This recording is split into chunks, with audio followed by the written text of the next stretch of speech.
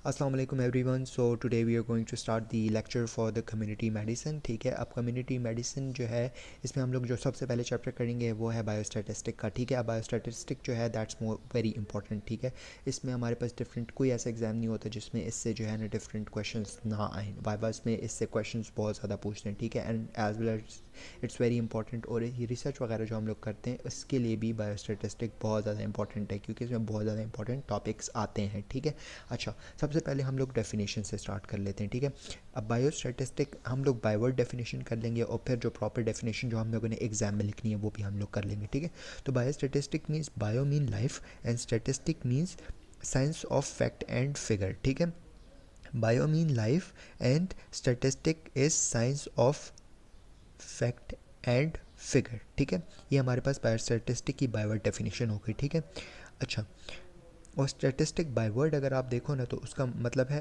आदाद शुमार। ठीक है, अच्छा अब वाइटल स्टैटिस्टिक किसे कहते हैं? वाइटल मीन्स देखो statistic it is a statistic of vital events. ठीक है, vital means statistic of vital events जो होते हैं उसको हम वाइटल स्टैटिस्टिक कहते हैं। ठीक है, अब वाइटल इवेंट्स कौन से होते हैं?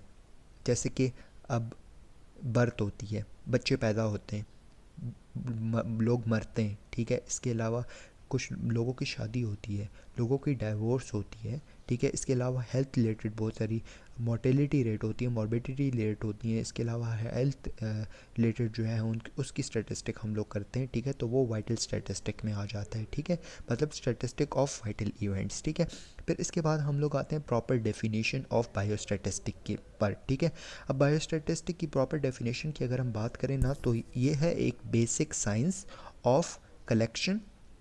ठीक है, हम सबसे पहले करते हैं कलेक्शन ऑफ डेटा। ठीक है, डेटा को कलेक्ट करने के बाद उसको हम एनालाइज करते हैं। ठीक है, एनालाइज करने के बाद हम उसकी क्वांटिफिकेशन करते हैं, मतलब उसको हम डिफरेंट ग्रुप्स में डिवाइड करते हैं। ठीक है, क्वांटिफाई करते हैं उसको। ठीक है, एंड में हम अपनी इंटरप्रिटेशंस देते हैं। ठीक है, सही है। तो क्या होता है biostatistic? It is a basic science of collection of data. ठीक है, फिर उसके बाद analysis of data, quantification of data and interpretation of the data. ठीक है, रिलेटेड टू वाइटल इवेंट्स। ठीक है, अब बायोस्टैटिस्टिक की ज़रूरत हमें क्यों पड़ती है नॉर्मल लाइफ में? एज अ डॉक्टर हमें बायोस्टैटिस्टिक की क्यों ज़रूरत पड़ रही है?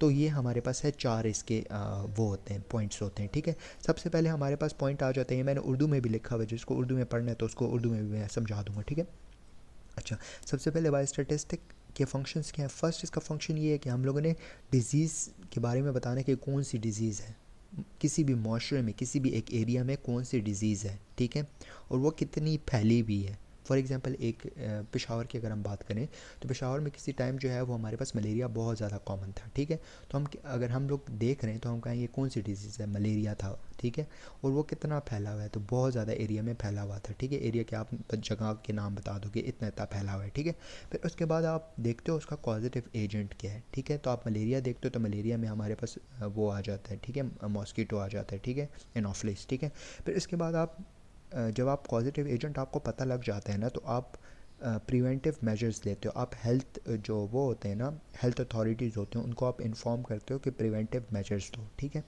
जब वो प्रिवेंटिव मेजर्स ले लेते हैं तो आप उसका फिर आउटकम देखते हो कि उसका फ़ायदा क्या हुआ है उस प्रिवेंटिव मेजर्स के लेने का। ठीक है, कि outcome of that preventive measures क्या निकला है। ठीक है, एंड एंड में फिर आप रिसर्च करते हो कि एंड में कि कितना फ़ायदा हुआ है, क्या डिज़ीज़ थी, कितने लोग मरे, कितने लोग बच गए, ये सारी चीज़ें आप लोग फिर रिसर्च में बता देते हो। तो बायोस्टैटिस्टिक का क्या फ़ायदा होता है कि हम लोग सबसे पहले डिज़ीज़ के बारे में मालूमात करते हैं कि कौन सी डिज़ीज़ है। ठीक है, कितनी स्प्रेड है, उसका कॉजेटिव एजेंट क्या है, उसकी प्रिवेंटिव मेजर्स हम लोगों ने क्या क्या लेनी है, आउटकम ऑफ प्रिवेंटिव मेजर्स क्या था। ठीक है, एंड एंड में आप रिसर्च देखते हो। ठीक है, अच्छा दैट्स इट। अब हम आते हैं हमारे पास अब हम एक कुछ डेफिनेशंस कर लेंगे, उसके बाद हम लोग प्रॉपरली फिर इस आगे जाएंगे। ठीक है, तो यहाँ पे अब बुक में जो है ना एक ये डेफिनेशन नहीं लिखी हुई, टाइप ऑफ स्टैटिस्टिक नहीं लिखा हुआ ना। ठीक है, तो स्टैटिस्टिक तो मैंने आपको बाय वर्ड बता दी कि इसको हम आदाद शुमार। ठीक है, दैट्स द स्टैटिस्टिक। ठीक है, अब स्टैटिस्टिक हमारे पास दो टाइप के होते हैं। ठीक है, आई होप नज़र आ रहा होगा। ठीक है, एक डिस्क्रिप्टिव स्टैटिस्टिक होता है और एक हमारे पास होता है इन्फ्रेंशियल स्टैटिस्टिक। ठीक है, डिस्क्रिप्टिव स्टैटिस्टिक मतलब आप प्रॉपरली उसको डिस्क्राइब करते हो। ठीक है, जैसे एग्जांपल ले लेते हैं हम लोग एज की।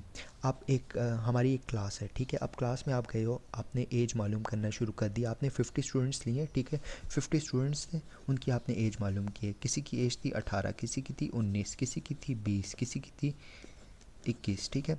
अब 50 स्टूडेंट्स की आपने एज मालूम कर ली। अब ऐसा तो नहीं है कि आप तमाम 50 लोगों की, आप जब आप अपना डेटा बताते हो तो तमाम 50 लोगों का आप डेटा बताते हो, ऐसे नहीं होता। आप जो है एक एवरेज बताते हो उसका, ठीक है।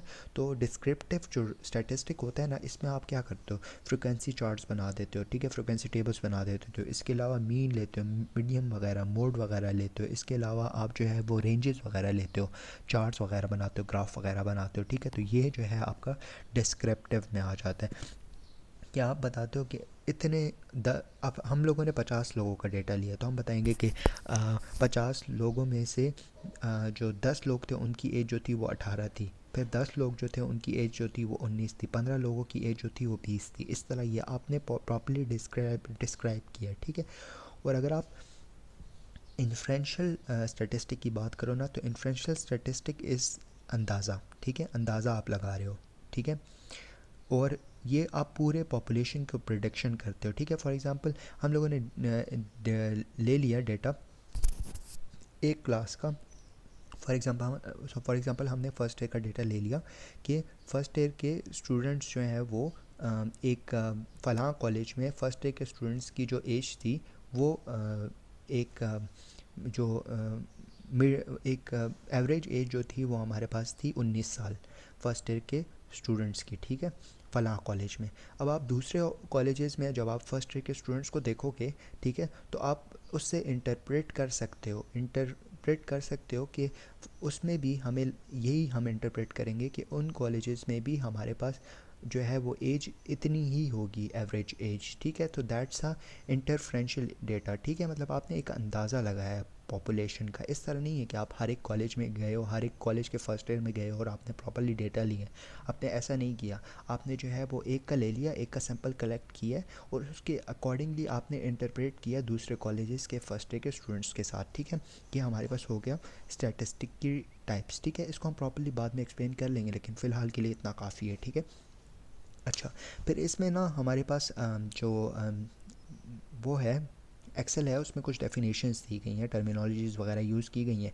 ये वाइवा वगैरह में पूछ लेते हैं ना। तो स्टैटिस्टिक मैंने बाय वर्ड तो आपको बता दिया, अदाद शुमार को कहते हैं, ठीक है। तो स्टैटिस्टिक इज़ लाइक आप वो लेते हो एक सैम्पल। फॉर एग्ज़ाम्पल हमारे पास हम लोग गए हैं, हम लोगों ने 50 स्टूडेंट्स की क्लास थी, ठीक है, उसमें हम लोगों ने 100 स्टूडेंट्स की क्लास थी, ठीक है, उसमें हम लोग गए हैं और हम लोगों ने सब की जो है वो हाइट मालूम करना शुरू कर दी है, ठीक है।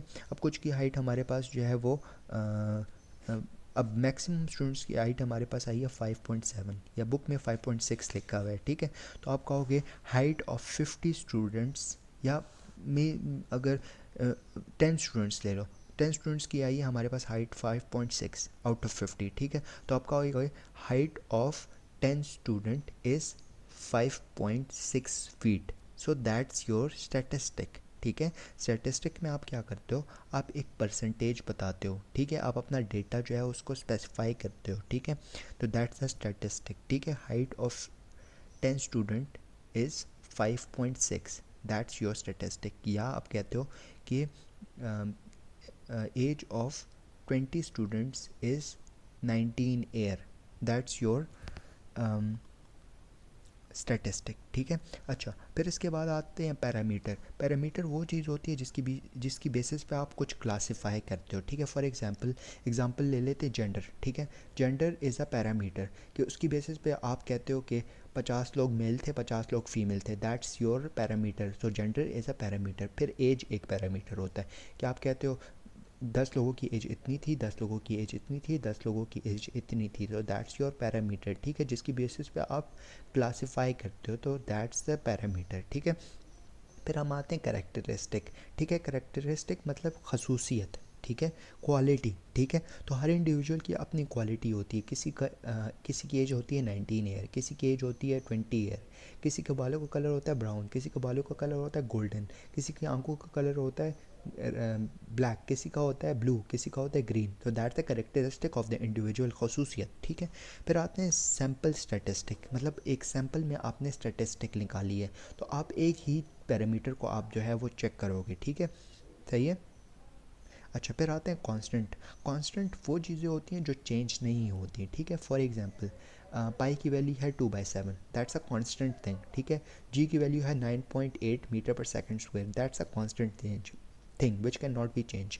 फॉर एग्जांपल हम कहते हैं कि एक बंदा है, मेल है, ठीक है। Male is a constant thing, male कभी फीमेल में नहीं चेंज हो सकता, ठीक है। मतलब मेल इज़ अ मेल, ठीक है, female is a female, so that's a constant thing, ठीक है। वेरिएबल थिंग की अगर हम बात करें, एज इज़ वेरिएबल, मतलब एक बंदा है जिसकी एज आज 19 साल है तो अगले 5 साल बाद वो 20, 25, 30, 50 साल का होता जाएगा आहिस्ता आहिस्ता, तो that's a variable thing, change होती जाएगी। इसी तरह हाइट, हाइट एक बच्चा है जिसकी हाइट जो है वो 4 फुट है, लेकिन कुछ साल बाद वो 6 फुट तक पहुंच जाएगा, ठीक है, Aahista Aahista. So that's a variable thing जो चेंज हो सकता है, ठीक है। वेट भी चेंज होता है, ठीक है, तो that's a variable thing. I hope आपको यहाँ तक समझ आ गई होगी, ठीक है। ये हम लोगों ने इंट्रोडक्टरी वीडियो कर ली है और उसके बाद हम लोग प्रॉपरली फिर आगे मूव करते रहेंगे, जो जो टॉपिक्स आते जाएंगे, ठीक है। थैंक यू सो मच, जज़ाकल्लाह।